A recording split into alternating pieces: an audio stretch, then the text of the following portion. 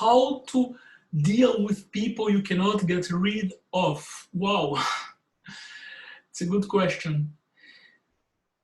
First of all, let's correct the question. Let's correct the question. How to deal with those people you can't get rid of? Who told you that? Who told you can't get rid of that people?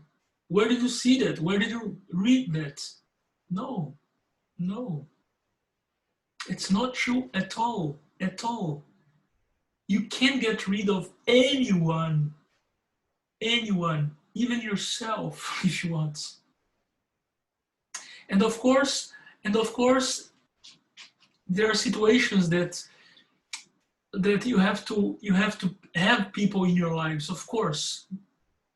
For example, people from your family, a parent, a son, a daughter, your partner or your boss, of course, it's true. But you know, you always can choose. You always can choose the way you can interact with that person.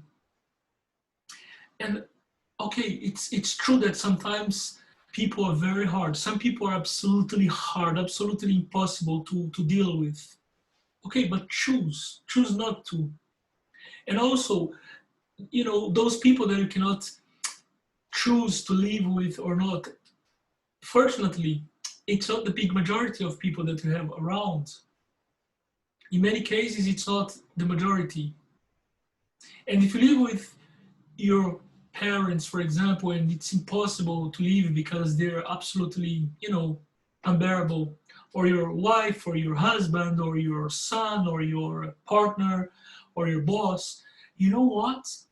In a long term, you can consider to take distance.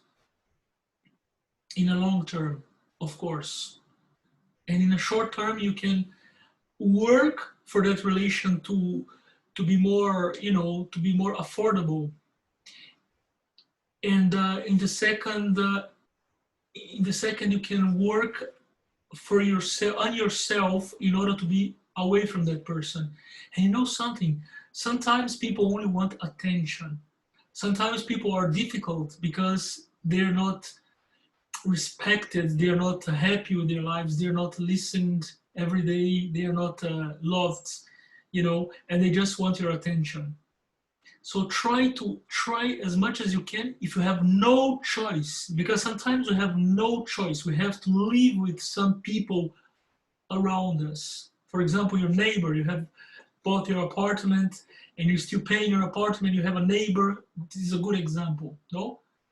You can just move, of course, or maybe you cannot move right now, so it would be like a long-term goal. But try to, if you have no choice, understand that. If you have no choice but being close to that person, of course you have to work on yourself first. Of course you have to understand that person's psychology. Of course you have to do something to make it better, of course, because you have no choice. Otherwise, you pay the emotional price. Do you understand? So just do it.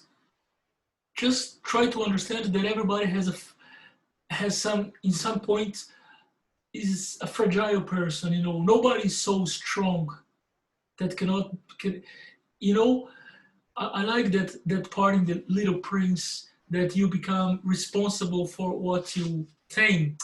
Although I don't agree with this in all the circumstances, we can talk about this another day. But in some points, it's okay.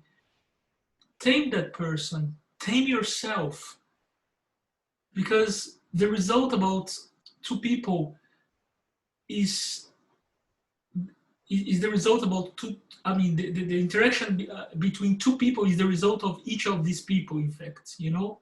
So there's something there in yourself that you can try to change as well.